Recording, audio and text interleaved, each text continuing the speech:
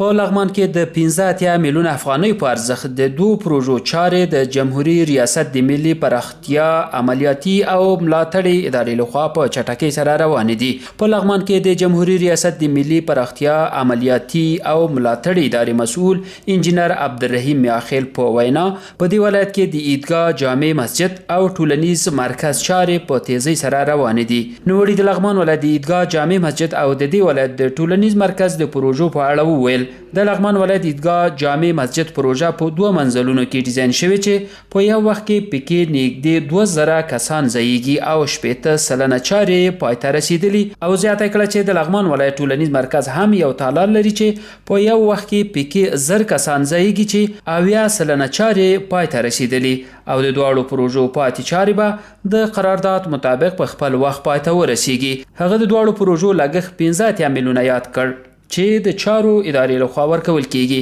میاخیل د دوګونو پروژو په اړه د لغمان ټولو ولسونو ته ډاډ ورکړ چې د یادو پروژو چارې د ښه کیفیت او کمیت په موخه د دوی لخوا څارل کیږي.